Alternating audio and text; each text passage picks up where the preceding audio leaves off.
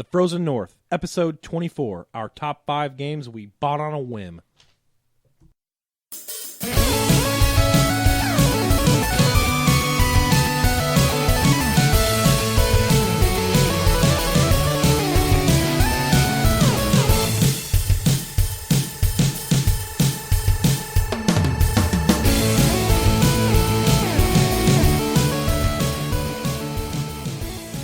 Hello and welcome to the Frozen North, episode 24. 2-4. We still don't have a new theme song. 2 for what? As you can tell. 2 for what? I'm waiting for you to tell me what. Your jokes are awesome. That's why I'm laughing. Wait. Because they're funny. Yay. I'm amused. Thanks, Mark is amused, and that's all that matters, I think. Oh, man. Here we are. We're back again. Here we is. Another week. Yeah. Been 2 weeks for us, 1 week for everybody else. We got a website coming. Oh. Woo! I'm excited. The website. Yeah, man. It is neat. You asked, and we are going to. Who deliver. asked? I did. Somebody wanted a forum. So that's true. One person did ask for a forum. So there is going to be a forum, A forum. and there's pictures of us. And Yes. I will be trolling that forum and rebut McIntyring all. But you have to follow Oh, the boy. rules. Well, yeah. Although, no, actually, no. But I'll rebut McIntyre all day. Oh boy! Welcome to the Frozen North. My name is JJ, and we are a podcast dedicated to story-focused video games. We love games, love talking about them. That's what we're here to do. I'm joined by my two buddies, my partners in crime. First up, we got Mark. Howdy, y'all. As you heard, my name is Mark. It is. I'm glad we got that cleared up. And also Brian. Hey guys, what's happening? How are my peeps out there doing, yo? Brian giving the old shout out to his peeps. My peeps. You know, that's always a plus. Or peep. I've never been a fan of Peeps. Yeah, they're not neither, very good. to be They're honest. too fluffy. Yeah. Well, they are marshmallow. That's, I'm just saying. I mean, are they know. not fluffy? Actually, this discussion's very apropos given what day it is. Yeah, coming up. I don't get it. What day is it? What day is it? Am I wrong? I don't know. Is it You tell Easter? me. What day do you think it is? No, It's not Easter Easter today. is on It is Sunday, not Easter sir. today. Oh, it's almost Easter. You know how they call it Easter Sunday? Yeah, today's Friday. So, Today, Well, some people I know. today, Out. the Let's Friday. work early because of Easter. uh-huh. So that's why I thought Mark, but today is a day. It is called Good Friday. it's Good Friday, so That sounds good. Yeah, I'm having a good Friday. How about you guys? I'm having a good Friday. Yeah. So, wow. Whoa. Brian, what have you been playing? Xenogears, guys. I have been plowing through that long game. That's really about it. You got a ways to go still, too. I know. I'm talking to JJ today. I'm like, yeah, man, I'm at this point. And he goes, that's it. And I did not want to hear that because I think I'm at like 44 hours, could be more. So Whew. yeah, it's a long game. yeah, but it's very good. Like I haven't felt bored of it at all. So that's a good thing. It's a great game. I've got gripes for sure, but man, There's plenty. yeah. But man, what a interesting game. That's a good way to put it. Yeah. It just makes you think Yeah. Oh yeah. a lot. Mark, what about you? I played a little bit of Goat Simulator over the. I watched videos break. of that. It's pretty interesting. You know, It's not really. I mean, it is what it is. You play it once, and there's not really a reason to play it again. But it was fun, and got into Planescape Torment a little bit, and mixed feelings about that. But I think I will really like it once I get through it. very cool. I have been just going headfirst into Xenoblade Chronicles. It's been a gradual experience, but honestly, right now, like I'm literally on the cusp of beating it. I'm at the very, very end. I've like learned just about everything, and I know what's going on. I know why I'm doing everything. And best game on the Wii. I mean, that's we're gonna do a review on it a few episodes from now, but best game on the Wii for me, definitely. It's awesome. And Better you- than really Skyward have you- Sword. I haven't played through Skyward Sword yet. What about Last So, Story? I've heard that one's pretty good. Last Story is very good, but it's very short as well. This one, honestly, I all my gripes that I had about it, I still have. But at the same time, like they seem to alleviate most of those over time. They're less noisy now. Yeah, the first, like I said last time, the first 15 hours are just brutal. It's so slow moving, and I mean we'll get into the details later on. But overall, I absolutely love it. Good. I can't wait to start playing it. And I played a little bit of Final Fantasy 14 again. Hop back onto that. So good times. Nice. Like I said, we got a website coming pretty soon. That's right. Mark, what's the word on that? How we doing? It's a website now. We'll have it up by the time you're listening to this. Yep. There might be some bugs we're working out because I'm kind of learning this as I go, but it's an improvement over just having a Facebook account and Blogspot. I think the main thing we really want at this point is a forum anyways. Yeah. That way, any of you listeners out there who aren't big on the Facebook or the Twits or, the social media stuff, you can still come and, BS with other people about games. Yep. Get Rebut McIntyred by yours truly. But we're going to have the website up soon, but just keep in mind, it's definitely still a work in progress. Yeah. So, we're going to do the best we can into improving it and making it a good hangout spot. And I want to say, none of us here are website designers. Nope. Yep. Mark has basically been teaching himself on the fly. Yep. So, I mean, and I'm impressed with it, knowing that none of us have knowledge of building websites. Yep. So It's been fun. It's quite impressive. Absolutely. I'm smiling. You guys are making me blush. That's right. He is blushing. All right. Well, I mean, if you guys, in the meantime, since our website is not up, and on the off chance it's not up, you can still email us, and you still will be able to when the website is up. Shoot us an email at frozennorthpodcast@gmail.com. Check out our Facebook at facebook.com/frozennorth. Twitter at FNPodcast. And we've got a blog up at frozennorthpodcast.blogspot.com. We're on iTunes. Please subscribe to and rate us on there. And, just give us feedback. Talk to us about games. Whatever. Just anything. We love hearing from people. So, okay. Let's get into some news. Brian? News, guys, news. What is it? It is spelled news. Capital news. News? Oh. First headline. Deep Silver joins Good Old Games with the release of Risen. Now, I have not personally played Risen, but I've been wanting to. It looks very good. And action RPG fans can snag Deep Silver's initial Good Old Games offering on the cheap for the first 48 hours. Good Old Games has sent word that a new partner has joined the ranks of the DRM-free revolution. If those of you don't know what DRM is, it's digital rights management, and there's a big movement to get rid of it.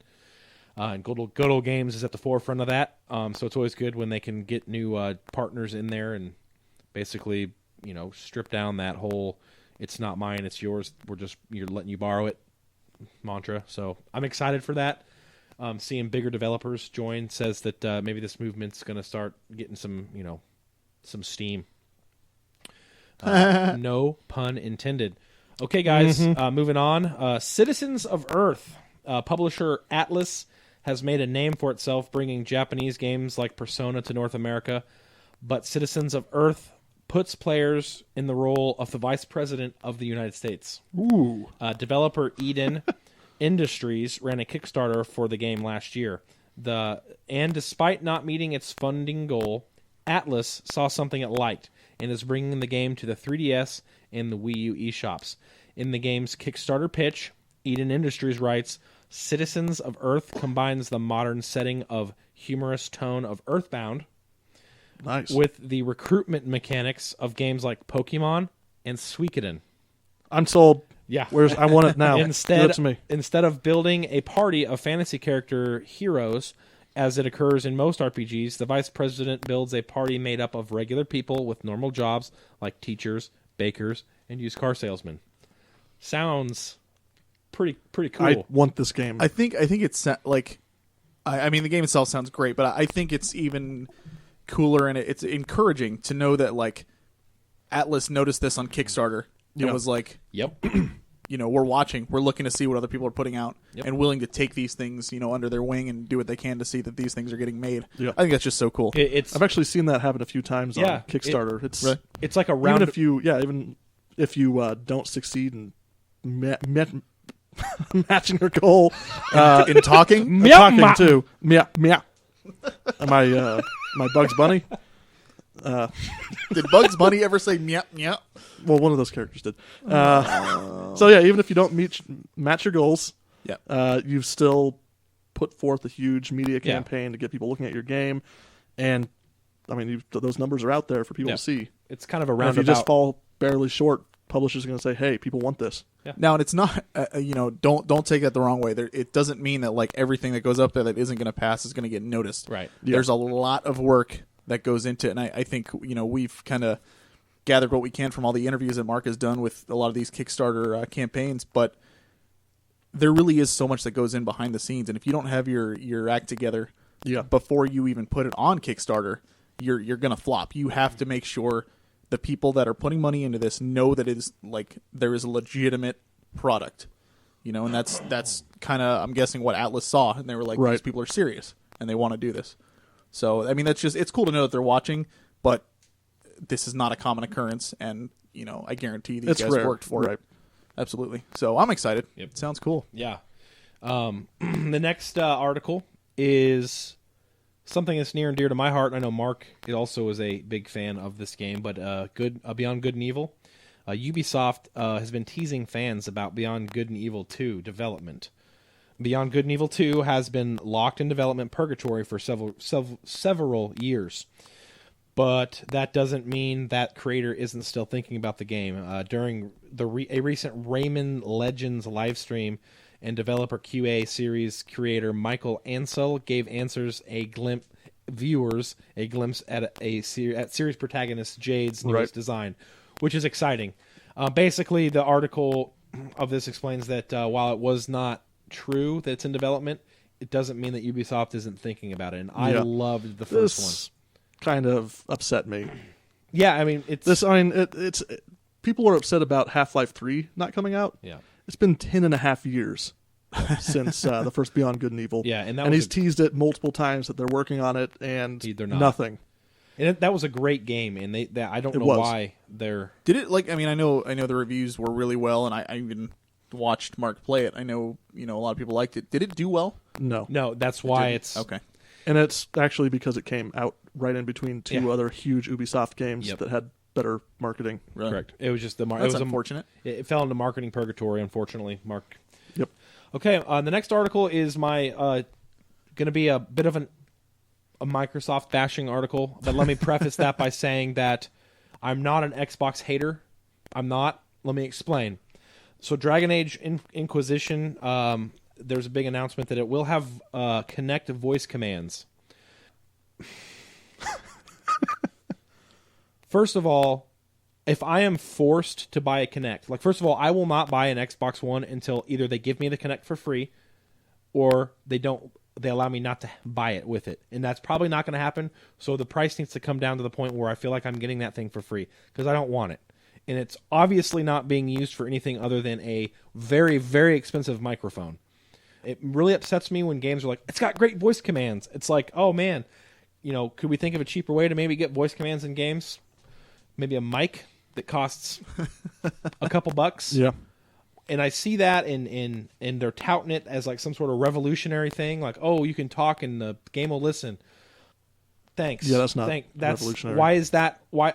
Thank you for putting all those micro transistor Ubions into the Kinect. I'm making up words right now, but when they were touting the Kinect, it's got micro transistors that'll read every emotion in your face, and then you can talk to it. Well, it might be better in the future when they're able to put more Ubions into the the system, Ubions and so and the what have yous that are reading my emotions. it's You the gotta have those transition, what have yous. getting to that So- point where we can put more Ubions. So in I there. put this article in here to drive a point home that I'm paying basically $100 for a microphone. 440 because it comes bundled with Titanfall now. Okay, I apologize. But you can turn your system off and on with your voice, yes, it will recognize my facial patterns and let me talk. and don't forget TV.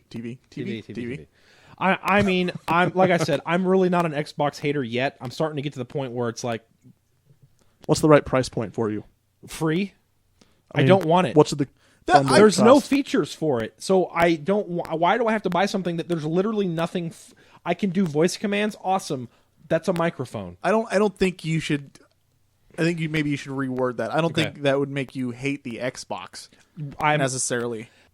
Just how they're presenting it, how and they're what presenting doing. it, Yeah, or I absolutely. hate that they bundled it. You hate the with- Kinect. I hate that. I do. I hate that they bundled it with the system and said you have to buy it, and I then agree. and then literally have nothing to show for it at all at this point. Like I don't even know if a game is in development for using the Kinect's features. What's sad, and I mean the system's still selling. I- But absolutely. What's sad though is that I think, at least from the people that I've talked to, a lot of them do agree with you. And I mean I do definitely, but instead of listening to that, Microsoft is basically just saying like, well, hold on, we got another game coming out that's going to be doing this with the Kinect, and they seem to be just adding more and more and trying to say that more games can use it and stuff, but it's still just more of the same crap. And it's voice command stuff. Like I don't need to buy a Kinect to do voice commands. I can literally buy a microphone and talk to it. I don't want to do voice commands anyway. Right, but that's what honestly. What really needs to happen is Microsoft needs to develop the game in-house that actually justifies That's Kinect. exactly. Because nobody else knows what to do with it besides voice commands. Look, And if there is a use for it, find it and show people. Mark, you're exactly right. Microsoft gamble was, let's make this thing revolutionary and let's hope third parties want to build for Yep. it. But the fact that Microsoft isn't even willing to shell out the money to develop games for the Kinect is a huge red flag to me. Sure. You know, if you made the Kinect, make a game for the Kinect. Nope. Maybe the new hit. They had, Maybe, they had that Connected Fable Venture. Legends, right? Connected Venture. There you go. hey, and maybe I'll eat my rewards and eat some crow when Halo 5 comes out and it's got some really awesome. I doubt it. But listen, I mean, I do too. But I'm just saying until Microsoft company says we're going to put a lot of our capital into this to make this work. Why would I buy it? Sure. So that's right. my rant for the day on news. All right. Next one looks great. Yep. Moving on, Hearthstone, which is an addicting multiplayer card game. They're actually getting a single player campaign. Ooh. And this is what's really exciting to me because I love Warcraft lore. Love it to death. It is rich and it is full. And this is kind of a way for casual players to just kind of experience some of it without having to dive into WoW, which can consume a lot of time. The first one coming out is going to be a Naxxramas focused campaign where you fight some of the characters in Naxxramas, which is a floating necropolis used by the Lich King, and so people who don't know will get to kind of experience some of that. They explained how it's going to work.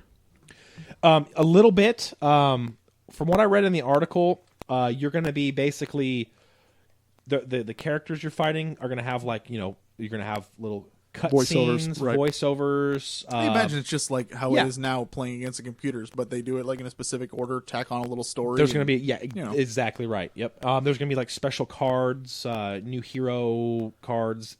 Just something to add to Hearthstone, which is exciting to me because Hearthstone's pretty fun. This next one's actually I read this article and I was just totally. I actually did an article on Dragon Fin Soup. We did a Yeah, you mentioned that a month or two ago. Yeah, exactly. We'll go some more details about it's come out. Video game Kickstarters are all about enabling the developers to create games that might be tough sells for traditional publishers. Case in point is Dragon Fin Soup, in fact, a game where you play as a reimagined version of Red Riding Hood, who is a bounty hunter with a drinking problem. It says liquor problem, so she's a drunk bounty hunter. Which is hilarious to me.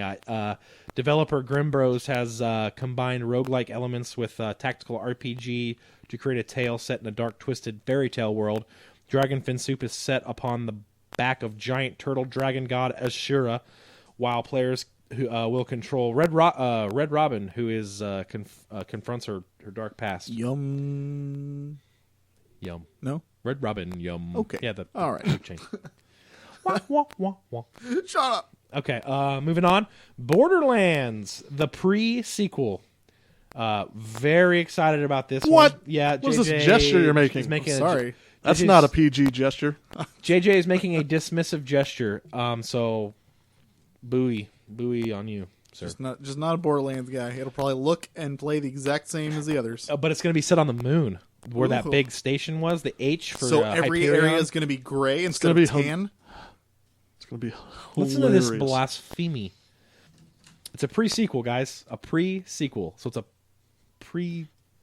It's a prequel. There you go. Okay. It's a prequel. It's coming to PC, PS3, and Xbox 360 this fall.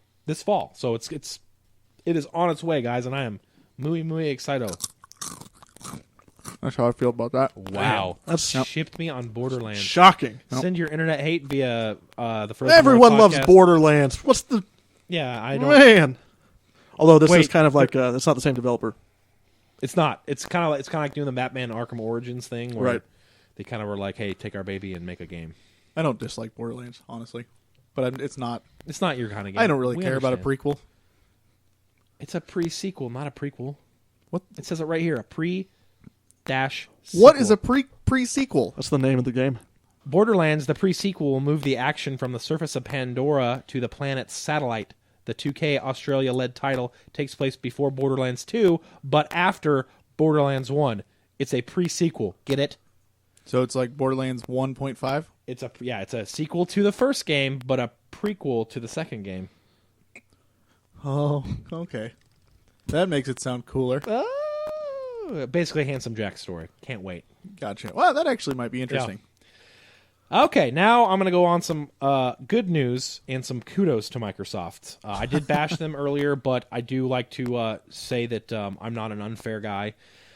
And they are, and I will put this in definite parentheses. Microsoft is thinking of adding Xbox 360 emulation to the Xbox One. They're not doing it yet, but they're contemplating it, which would be a very smart thing to do if they went ahead and Yeah. decided to do this. Definitely.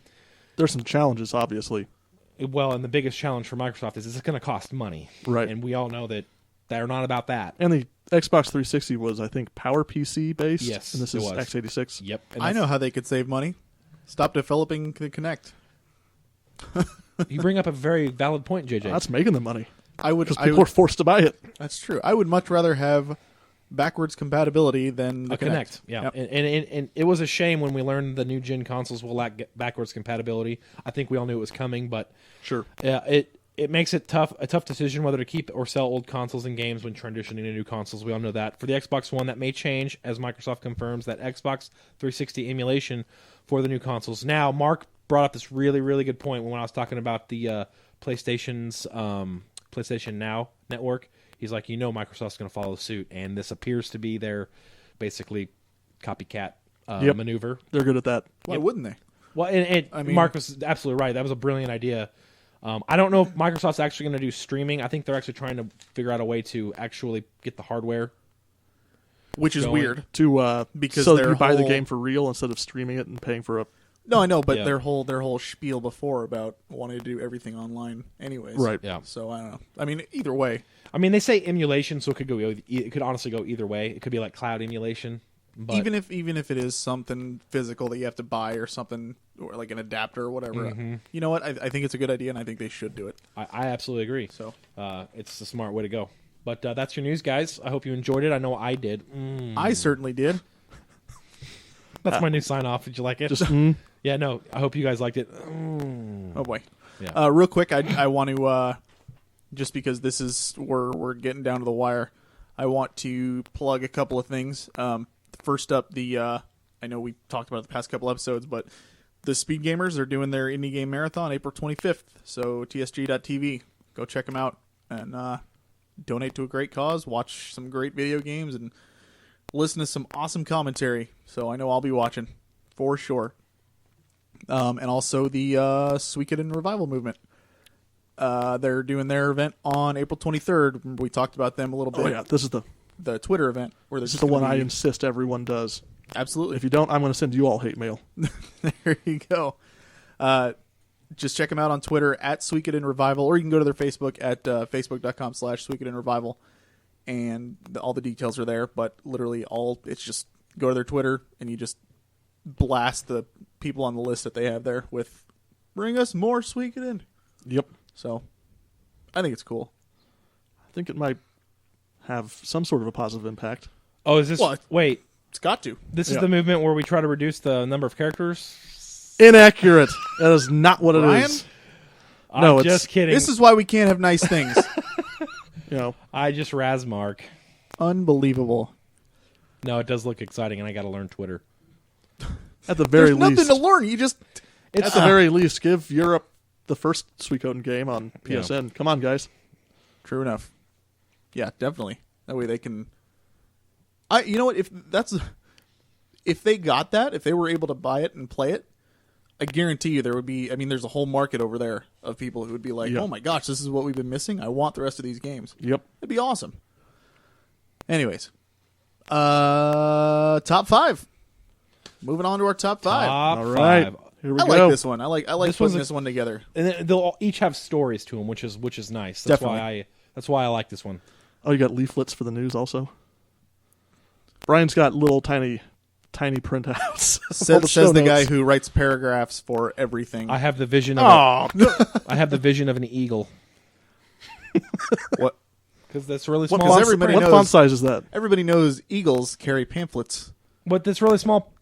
It's really small print. A Uh, bald eagle sometimes carries the Constitution in a in its in a talons. rosary. In a rosary. Mm-hmm. Is it a rosary or is it the little like What is happening right now? I don't even. the what- symbol of the United Top States? 5 games we bought on a whim. Oh man, these are games that we knew next to nothing about before. We just basically, saw them, and we were just like, you know what? I want to get it. It's awesome. For one reason or another. I'll start us off. Starter. My number 5 game that I bought on a whim is Wild Arms, and as you two can see, He has nothing like visual aids on an he audio has podcast. every single one of them stacked on a table right now. I have all 4 of them sitting right in front of me, just because I can look at the box art and I can reminisce. Wild Arms is my number 5. I honestly like if you. I highly doubt many of you have it still, but if you look at the back of the PlayStation 1 box, there's actually a screenshot of Wild Arms, and among a bunch of other games. I think it was a launch title. I was coming off the Super Nintendo RPGs, and I mean Nintendo 64 didn't have much, but once I got into RPGs and I saw this on the back of the box, I was like, yeah, you know what? I'll give it a shot. What the heck? Went out, picked it up. I mean, that's all there is to it. I loved it ever since. Bought every single Wild Arms game since. So, my number 5, Wild Arms. Nice. Jinx, Pins Pro, give me a Coke. Go get me a Coke. Do you want a Coke? Yeah, go get me a Coke now. I'm just going to go ahead with my number 5. That's a good call. That's like a Coke. My Yeah. number 5 is the original Max Payne. Hey, Good game, right? how did you not know about it? They advertised the crap out of it. This is probably middle school for me. 95? I was just starting to get into PC gaming, had my first PC, or gaming PC, I should say. And a friend of mine in school says, you should check out this game, Max Payne. It's like playing The Matrix, which it is not. No, it's not. Yeah, that was a you lie. said that earlier, and I was like, I don't really. It is nothing like playing The Matrix until you install the Kung Fu mod. You download the Kung Fu mod. Did you say it Of when course! you did it too? Of course I did. Okay, just making sure. I downloaded the Kung Fu mod, and you've already got bullet time built into it, so you can slow down bullet time, dive, start chopping people and disarming them. It's pretty cool. I know Kung Fu. It's a pretty cool game, and the story on its own is also awesome. Had a great sarcastic noir feel to it. The noir feel was great. Definitely. Very All good. right, Mark's number 5, Max Payne. Brian, I am shocked at your number 5. Let me, like I said, all mine come with a little bit of a mini story. Tomb Raider, and I'm not talking about the old Tomb Raider. I'm talking about the brand new one that came out with a remake that Square Enix did. I'd never played okay, I'll take that back. I played the first Tomb Raider, and I thought it was an absolute dumpster fire. I played it back when it came out, and it Really? was I hated it. Oh, man. The dogs would always kill me. The controls were terrible, even back then, and it was just like bland because you'd be running in and be like, oh, it's a big giant room with nothing in it, and I hated it. So I kind of just shoved that whole series. I know a lot of people. I have the series now on Steam. And I plan on replaying them and seeing what I missed. Oh, but- add that to the list. yeah. So I didn't know. Maybe I think I vaguely knew that they were like doing something with Tomb Raider or remastering it or whatever. I didn't know they were remaking it. And then boom, a Steam sale comes up one day and there's Tomb Raider with this like really gorgeous looking chick with great graphics, and I'm like, and it was Oh, and it was She does have some really nice graphics. yeah, and it was $5. So of course, Steam sales. Steam sales are it's almost criminal if you pass up a game for $5. You're just like, well, you have to buy it. So I bought Yes. it and played it, and it was phenomenal. So Tomb I Raider. can't believe you didn't like the originals, man. I loved them. didn't. I hated it. I played it right when it came out, and the dogs would kill me because the turning was really weird. You had to like turn and then like, oh no, the dogs, and then you like jump into the water. That part, And then the swimming was just terrible, and oh man. yeah. Fun fact. Brian actually gave me a copy of the newest Tomb Raider in exchange for Master Chief's head. Yes. No That's context. It's true, actually, actually. there's no. Yeah, he's not lying. Oh my gosh. All right. So Brian's number 5, Tomb Raider, The new the one. new one. My number 4 is The Legend of Dragoon. I had this like thing. I don't do it as much now because now we have the internet and I look at reviews and everything, so I pretty much know almost always what I'm going to buy in advance. But back during this time, about the closest thing I had Game Pro and I had Nintendo Power, and that was it. And even then, like, it was still like the big name titles that I would stick to. Like if a new Final Fantasy game came out, I was all over it, and that kind of stuff. But Legend of Dragoon, I remember going in there just for no reason, because I would go in and I would just look for a new RPG or something to buy. And I remember seeing the big old cardboard cutout of Dart, the main character, just smack dab right in the middle of the art was in the store, sweet. and I was like, "That guy has a cool sword, sweet." And He's and I got the was cool like- sword. I'm like looking at it, I'm like, I wonder if that's an RPG. So I kind of went over and I looked at the box art and everything, and holding it right now and just looking at the back of it. I mean, still, Yeah, it looks totally. pretty cool. I feel sorry for anyone who can't see the back of that because it's beautiful. Take a look, Mark. Thank you. You can see it now. Oh man, look at that. There's a dragon on there. It's awesome. And honestly, like, the box art just drew me to it, and I tried it, and We'll have some exclusive twit pics of the back of this box we can do on that. Twitter. We can do that. But it really is a great game, and it's on PSN now, right? Yes, I it think is. so. Yeah. Yep. So It's been on there for a while, actually. I think. yeah, Yeah. it is. But Legend of Dragoon, it's a I don't know if I call it a hidden gem, but I don't think it gets as much attention as it deserves. Sure. So it's my number 4, Legend of Dragoon. Very good choice. All right, my number 4 is Shadow Complex. How complex is it, though? Really, it's a shadow. It's fairly complex. This is JJ's favorite kind of game. It's a sort of a Metroidvania. Yes. So, boy, doesn't that excite Did you get this? On I don't dislike Metroidvania. You guys say that all the time. I just am Brian not- says it all the time, and he I does. I'm not a fan of like new side-scrolling games. Okay. I think it's lazy well, design. okay. So this was a Steam sale? It was an Xbox Oh no. Live marketplace game, and this is I'm working at a electronics store at the time, and this weird thing happened with Blockbuster going out of business. We ended up buying all of their Xbox Live points for the store, and I got them at the employee price, which was like a fourth of what they should cost. Oh wow. So I went on to Xbox Live and found my first arcade game, my first DLC on the Xbox 360, which was Shadow Complex. Only thing I knew about it was that it was designed by the same people who made Advent Rising for the original Xbox. Oh god, that was such a good game. It was such a flawed game, But it was But it had such a good vision. story. Yeah. yeah. So I knew the developer and picked it up, and it I'm turned actually out to gonna be great. I'm not gonna lie to you, Mark. I didn't know that. I'm gonna have to play Shadow Complex now. Go and pick it up. Yeah. Go on, pick it up. So that's Mark's number 4, Shadow Complex. Brian, what's your number 4? My number 4 is Mech Warrior. 1995, I believe, is when this game came out. If you guys don't know something about me, I love mechs. Who made it? Activision, Did they? I believe so. The only reason I remember that is I can picture the box on my head or in my head. I remember seeing it come out. I got one of the spin-offs later on, eventually. This was the original Activision. Had the picture of that mech on the front with the fire in the background, Activision symbol. It was Activision, right, Mark? FASA Corporation. Not even close. That's all I got. There's an Not A even in there. close. Okay. I thought it was Activision, but like I said, this was 1990. I'm sure there's an 1995. Incorporated at the end. If you guys don't know, I'm a huge mech fan. Any game with mechs, I'm playing Xenogears right now. I love it. I think Mech Warrior.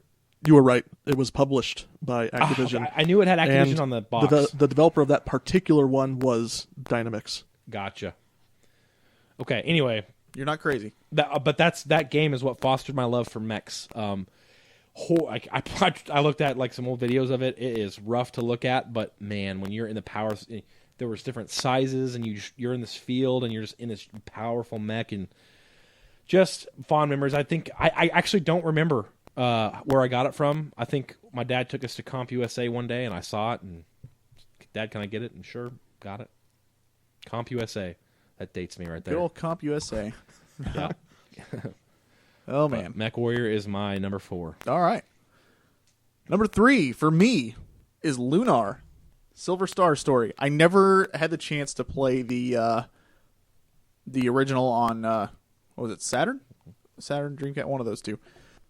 And because I never owned the system, but I had heard the name before and never even thought twice about it. Then I saw the box in GameStop. Wait, I don't even know what it was at the time. EB Funko Games Land or or Funko EB or Land, something. yeah. One of those two.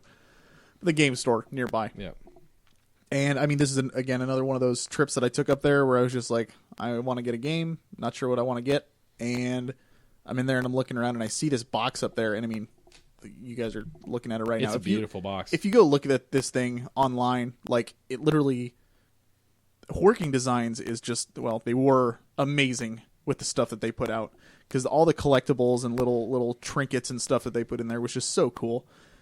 And I mean, that alone got me curious about it. But then I looked at the art style, and that it was just very anime looking. It's beautiful. And I played it, and it's just a neat little adventure, and it really defines like just classic role playing, where you are just you're just a guy trying to save the world. Yep. And that's it. And it's just a very, very enjoyable game. And I still, I'd love to go back to it again someday because I really, really enjoyed it. But Lunar, that's my my number deal. 3. It's a good one. Yeah. Working Designs. They do legit stuff. All right. Well, they did. Not around anymore. Yeah, true. My number 3 is Total Annihilation. This isn't a story-focused game, so I'm kind of bending the rules here. But I went into the store, and there were giant robots on the box. So I bought it. Mech Warrior. And I bought it at... Cool story, bro. I bought it when I was on vacation at the lake, and I had to wait like a week before I got home to play it. So I just wanted to go home. That must have been fun. Yeah, it was rough. That's tough, man. Buy a game and not be able to play it right away as a kid. Ooh, it's like ultimate torture. Yeah. I just read the manual over and over. That's yep. So you I think can't, we all you have can't that. do that now because No. they True. don't give you printed manuals Where are our anymore. manuals, guys? What the heck? It's ridiculous. It's a dying art. So that's my short number 3. Hey, it works. It works. Brian, what's your number 3? My number 3 is Legend of Dragoon. This is the only crossover Yeah. from the entire Yep. from all 3 of us. I actually don't. Here's what I remember playing the game very vividly. I remember the story very well. I actually don't remember how I learned about it. What I think happened was I had a friend who was really, really, really into JRPGs. He had bought Vagrant Story. He bought Final Fantasy 7. Final Fantasy 7, Chrono Cross, Chrono Trigger. All that was his. That was back when I played Magic. Me and him played Magic. This was back in junior high. And from what I remember, I think I went into an EB Games, a game store, as you will, and I was a little pimpledy, teenager, like, well, I liked watching my brother play Final Fantasy 7. Is there something like that? And the guy's like, boom, Legend of Dragoon. You didn't just walk up and say, Opera House. I didn't, and that's how I think I got Legend of Dragoon. But wow, was it a fun game? I just have fond memories of it for some reason. It's very foggy on how I got it, but I do remember it being one of my favorite games on the PlayStation. It was a good game. Yeah. I think we should do a retrospect on that sometime That's in the future. definitely. I'd like to go back and replay it again. I would like to replay it to see what it's like now. Even if you do like Albert better than Lev, it's ridiculous. Well, I have opinions. Ridiculous. Unbelievable. Unbelievable. All right, so that's your number 3. Yep. Legend of Dragoon. Number 2. My number 2 is a game that we talk about constantly. Oh, man. What could it be? Suikoden. I just talked over you. Suikoden 1. It's all right. It's okay. Well, actually, since we talked at the same time, one could argue that I talked over you. Very true. See? In that case, I apologize, Mark. Thank you. You're forgiven. Suikoden. I don't know if I think I've talked about this on the show. I know I've told you guys before, but I will never forget the day that I bought this game because I went in and I mean same thing, just looking for a game to buy, and I don't have that nowadays. I don't have money to just burn where I can just pick up a game on a whim. Responsibilities are ridiculous. Yeah, being an adult sucks. But I remember like just going in and the guy behind the counter was just like, you know, can I help you find anything? I was like, oh, yeah, really big into RPGs. I'm just kind of looking around. And he goes, have you played? And the way he pronounced it, and this is why I'll never forget it. He called it Suikoden. He goes, have you played Suikoden? And I'm like soy sauce? no, yeah. And I'm like, what? And he pulls it off the shelf and he hands it to me. And I mean, honestly, I'm surprised I didn't just say no thanks right there because, and It's a handsome box. Anybody from the revival movement, I'm sorry, but the box art on Suikoden 1 is atrocious. It's awful. It's bad. It doesn't even look anything like the game, which No. was surprising. I mean, what sold me was the screenshots on the back. When I actually like looked at the screenshots, read the description, I mean, it's worlds different from the front. The front artwork, I'm sorry, it's just ugly. It looks, you know what it reminds me of? One of those old Dungeons and Dragons pamphlets that you see with like the really campy costumes. Yeah, definitely. Yeah. Yeah, if you, I mean, anybody listening, if you go to Google and just type in Suikoden 1 box art or something like that, you can look and see what I'm talking about, and you'll just be like, oh wow. Yeah. Just don't eat anything before you look at it. You know what it looks like? No one else is going to get this reference except one guy out there. It looks kind of like Betrayal at Krondor box art. Nope, don't get that one at all. It went, Enjoy it, one person. Enjoy it, guy. hey, guy. But I mean, nevertheless, I did end up getting it, and I think I paid $20 for it. So, because back then it wasn't hugely popular at the time, but Right. Took it home, played it, and I mean, I fell in love with it right away. It's a fantastic game. We've talked about it before on the show, and yeah. So that's my number 2, Suikoden 1. Nice. Best choice. We should just end the show right there because Mark, That's you my realize, favorite. wait. And we're done. Mark, he has it at number 2. How is that best choice? Because it's not the best. Because he doesn't know anything about my number 1. That's true. all right. Which surprises me for Mark. That doesn't I surprise really, me. so I won't say anything, but when we get to yours, I want to explain why it surprises me. All right. Well, Mark, why don't we talk about your number 2 before then? My number 2 is Condemned. Oh man. Anyone played it? Nope. My brother has. Yes. My brother has. He says it's one of the scariest games. Oh yeah, it's terrifying. So I pre-ordered. He's got a big old smile on his face. So he's like, "It's terrifying." Yeah, it is. I pre-ordered an Xbox 360 back in the day. Got delayed. Well, it didn't get delayed, but it was completely sold out. I was waiting and waiting for months, and I finally got a call from GameStop in like mid-January. So probably 2.5, 3 months later. And by then I knew that the game I was looking forward to, Perfect Dark Zero, was actually kind of crap.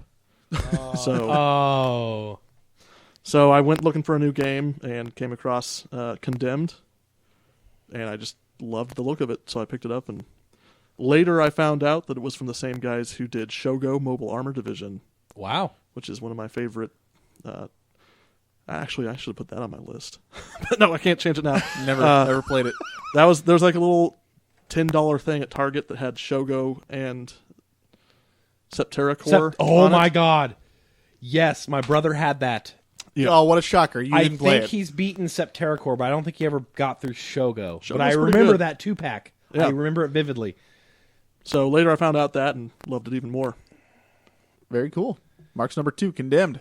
Brian, what's your number 2? My number 2 is Warcraft, Orcs v Humans. Solid. The first one. I'll be honest with you, I have no idea how I got a hold of this one. I think I borrowed it from my friend's older brother when I was in like 5th grade, maybe. And if you remember about Warcraft, Orcs versus Humans, this was a game you had to run in DOS. Yes. So you had to type in, exe run Warcraft. Really first time they introduced me to RTSs. I had to cheat my way through it, obviously. I think my friend's brother told me about some cheats. You know, I don't know if it was glittering prizes back then, but it's all my glittering prizes gives you, / all my glittering prizes gives you gold and all the resources. And Yeah. don't remember much about the story, but I just remember like seeing the opening scene for the first time and that guy talking about, orcs versus humans, and it was so amazing at the time. As a fifth grader, and it was a bloody game. My parents were terribly irresponsible. But Was it the first one that you could put in a CD player and it would play that awesome song? I think that was the second one. That was the second Okay. one. Yeah. The first one was DOS based. I remember having to run it out of DOS. But How did it go? Like, I'm a medieval man. Yes, that's yes, exactly that's it. Yep. But yeah, Warcraft, and that's that's kind of as you can see, that's kind of what fostered my love for Blizzard, as apropos to that last top 5 we did. Just amazing quality even back then. But that was my number 2. Didn't know anything about it, played it, loved it ever since. All right. Number ones. Oh, man. My number 1. I mean, no question that this would be on my list because I it's on my top 5 of all time. Xenogears. Brian's playing through it right now. And, I mean, God, I love still having the case. I mean, it's got a big old crack in the middle of the front. But case is still intact, fully. And I still got the instruction booklet in great shape. And, man, I mean, just looking at the back, you see the anime style and the big old mech battles. And then you got the ship there. And it's just I don't know how a kid awesome. can resist that. Like, I'm sure you looked at the back of that and you were like, "Yep, gonna buy it." The thing is, like, I didn't buy this based on the box art alone. Really? That was the final, like, Push. final push for it. But I bought Parasite Eve before that, and I still have that game with the demo disc that has like 4 games on it. But Xenogears was the only playable demo. The others were Videos. Xenogears was a playable demo on there, and I played through that demo like 2 or 3 times, and I thought it was okay. Yeah. But I was like, I don't even know where I'd find this game. I've never even, there was I didn't have the internet back then, stuff like that. Oh yeah, back then it was all. I had no idea where to even look. I would go to Best Buy, whatever, and then one day, just out of nowhere, wasn't even planning on it. I was just in my local game store, and I was getting something else. I don't remember what, but I happened to see this on the shelf, and the other game immediately went out the window, and I was like, nope, that's the one I want right there. Boom, and I just bought it, and I haven't looked back since. Yeah, this is one that I want to go back to eventually, because I just love it so much. The hidden themes in the game, and not hidden, but the themes in the game, and all the subtext, and just the plot, and I mean, you probably need a Wikipedia page open while you're playing it. But although I will say I have not touched a guide on this, so it's relatively user friendly. Like, you can do it. It's not one of those JRPGs where you need a guide. I'm sure it'll help tremendously to have a guide, but I have not used a guide once, and I have found it pretty. I was also like 15, 16 True. when I played it, so I mean, I'm also really surprised Mark hasn't played it. Like, that's Why is that? Playing through it, I know it's a game you would love. We have, while you're way smarter than I am, we have very similar mindsets about things. And me playing it, I'm like, I think Mark would just love this game. Yep. I think you would like the story and the Absolutely. themes involved. I think it just comes down to limited resources for me at the time. Sure, it's on PlayStation Store now. I'm probably going to end up like checking it out at some $10, point. yeah. Yeah. And it's, I mean, $10, it's worth every penny. Yeah. Easily. Oh my gosh. And it's long too, as Brian's finding It's out. many much content. But it is, it's the first in the Xeno series that came out, and I love it. And if you're like me, who loves Gundam Wing, oh my god, it's like mechgasm. Some people out there are not big fans of it just because of the plot's a little convoluted, and it's tough to figure out what's going on a lot of the times. Looking at you, Terra and Lightning, but honestly, if you just kind of know what you're getting into when you go into it, and know you're about to get a really complicated plot, and you're going to have to use your head and think about everything, you're really in for a treat, at least in my opinion. So Absolutely, I'm loving it. So I can vouch. My number 1 game that I bought on a whim, Xenogears. Nice. Mark. My number 1 is Dishonored. Nice. And, I knew of the game. I had seen commercials for the game, but I just had no interest in it. I didn't. It was like me with Tomb Raider. Like, you knew they were doing something with it, but Right. you were just kind of like, I hadn't heard of Arcane Studios at the time. I don't know. It wasn't on my radar at all, and then it popped up on a Steam sale. Picked it up, and it was incredible. It's exactly my style. It's if you take it slow and you're methodical about how you approach the challenges, you can completely destroy the game. absolutely. I did enjoy. I thought it was a bit short, but loved it. Yeah, it was a little short, although not for me because I You took your time. really took my time. Nice. But yeah, there you have it. Solid. All right, and I do have it. I just haven't played it yet. It's good. The story's pretty good. Yeah. I've heard nothing but good things about it, so definitely have to check it out eventually. All right, Brian. I'm again flabbergasted by this, but you know what? I told you the story, and You did. I'll tell the listeners. You did. My number one is Halo 1, Combat Evolved, I believe. That's true. That is. Halo 1 CE. Just the way you say it, it's like, for those of you who don't know what I'm talking about, it's Combat Evolved. Now you may be like Halo's like the most popular series ever in the history of gaming. I gotcha. It's kind of like Star Wars: A New Hope. People don't associate A New Hope; they just say Star Wars. Not anymore. That's true. But you may be asking about Brian. Halo's the most popular game. Let me just rebut McIntyre real quick. Had to shoehorn that in, didn't you? Nobody knew what that game was back when it came out. So I bought an Xbox, the original Xbox, because they announced that an E3, or I don't know if E3 was even around, but they announced that thing that they were going to be making KOTOR, like it was in development, and I was pre-buying because I was a big Star Wars guy. It was an RPG Star Wars, like, whoa. So I bought the Xbox. I just like, well, I'll have the Xbox. I think it was like a year away or 2 years away, and I bought the Xbox, and I was like, I have a system now. I should probably buy some games for it. Went into an EB Games. I actually remember this time it was an EB Games. When I was in college, my freshman year. No, yeah, it was my freshman year of college. The game had been out. It was a launch title for the Xbox. I think the Xbox had been out for like a year. Went in. I'm like, I think I was looking at 3 different games, and the guy's like, well, these are launch titles. I'm asking the guy, like, hey, any good Xbox games? He's like, you could try that Halo game. I'm like, what's Halo? What is it? Looked at it. It kind of looked stupid. The box art was not the greatest. I was like, He goes, I'm like, what's this game? He goes, it's a first-person shooter. You're on like a ring. Honestly, it sounded horrible to me when he's talking about it, but I was like, I'll take it back and play it, and then you play it and you see that opening scene and you're in that ship, and then you get on this is what did it for me when I played the game. You're actually on the Halo ring, and you're running up the mountain, and an enemy drop ship comes over. I'd never seen that in the game before, where they like. This is right when you're laying down. Yep, and the enemy drop ship comes over, and Cortana tells you to hide enemy drop ship, and I'd never seen that kind of like animation in a game before, where like an enemy drop ship actually flies over you and then drops enemies into the big wide open arena. I was like, Definitely. what is this game? Obviously, the story was awesome, and then the multiplayer aspect that followed that was also amazing. But that's why I had no idea about this. I thought it looked stupid when I first saw it. Just stupid. The first Halo was really incredible, I think. It was revolutionary. I thought, I was like, this is like, I've never seen half this stuff in the game. Like, it was such a wide open expanse of, there was multiple vehicles you could drive, play with a friend, play with a no friend.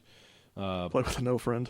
It was a relatively longer experience. You could play with friend, or you could play with no friend. You could have friend, you don't have friend. But I just remembered, like, looking at it, thought it looked stupid. I'll give it a try. I have an Xbox, I might as well play it. They went to such great lengths to make the place feel real. I would argue it's probably one of the best launch titles of any system. I'll give you that. Yeah, I could see that. Yeah. I mean, you can't. I mean, I kind of feel like Halo did for first-person shooters what Final Fantasy VII did for RPGs. Yeah, you know, like when it came around, love it or hate it, it made waves. Although I will rebut that and say that I think Half-Life 1 may have started the revolution, and Halo. Well, no, absolutely. In terms of game quality, yes. But as far as popularity, though, Yeah. I think Halo just Yeah. took it to a whole new level. I can agree. I think it was Halo. I think Half-Life 1 was the in a science experiment you have the catalyst and you have the reaction. I think that Half-Life 1 was the the base element, and then Halo was the the catalyst that just the first-person shooter genre just exploded at that point. I'm gonna pretend I understand your metaphor, but no, I agree. It was the mass market game that really made people want that kind of experience. My metaphor was about chemical reaction, about how you can change one element into a whole other element. Catalyst. Okay. So, it was very intuitive. Transformed. So that's our top 5 games that we bought on a whim. Whim. All right. We got one last thing to go over real quick before we call this episode good to go. We're doing another contest. Woohoo! What do I win? Contest. JJ, tell me what I win. Well, you can win a Steam game of your choice that is $40 or less. So any game on Steam, but $40 or less. I'm going to recuse myself of the contest because I think this is for our listeners. Well, you can't. I know. I'm saying generically to everyone else. He could just pretend he's not him. He could, but then he would have to make a whole new Steam account. That's true. For one game. They know I'm the Woonani. So, this is I like this one.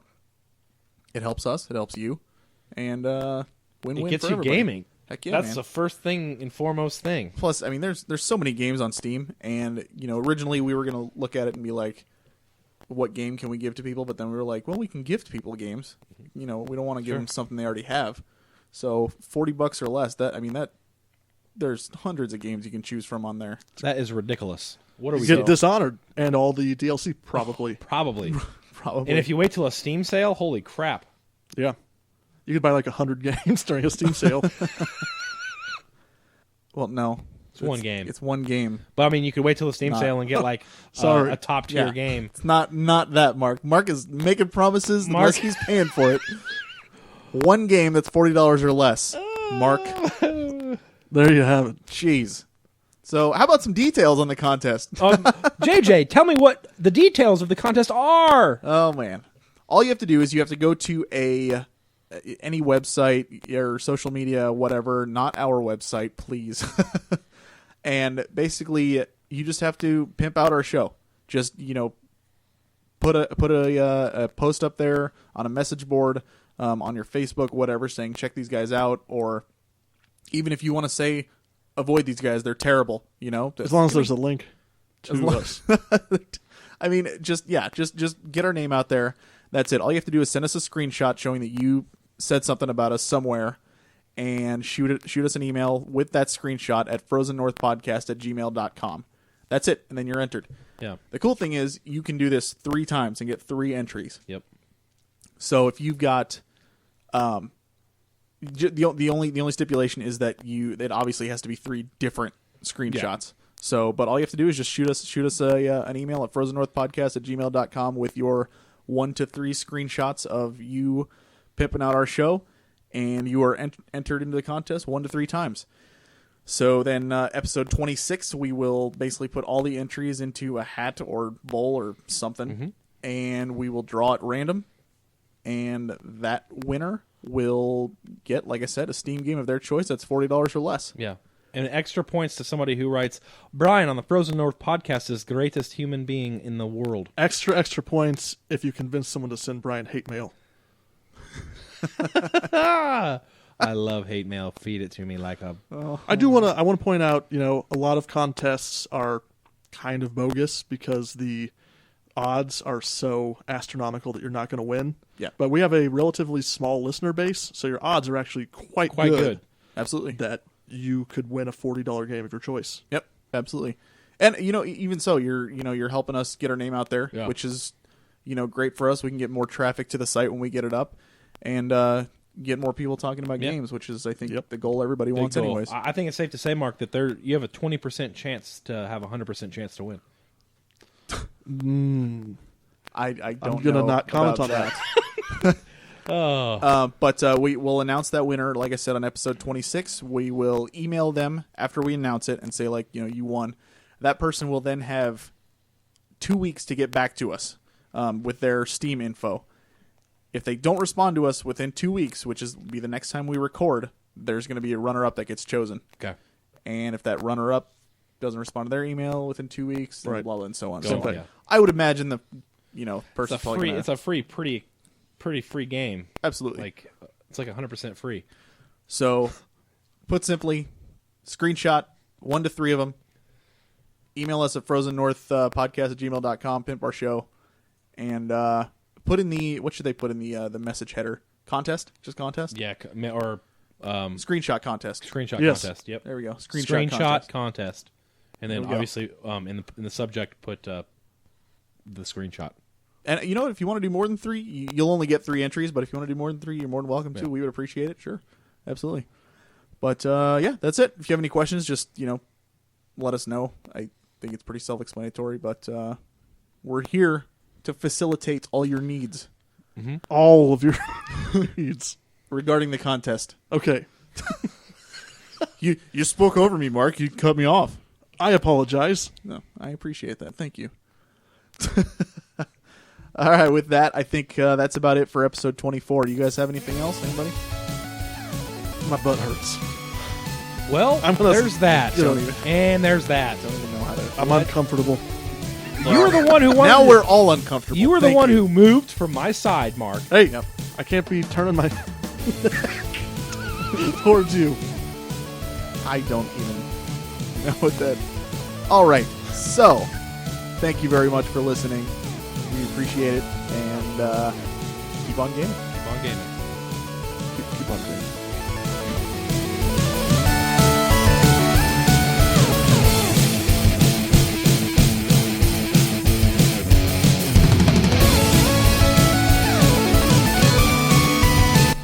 This song was made available via the Creative Commons Attribution License. The song, Somewhere in the Stars, was written and produced by SoundCloud user _TWC.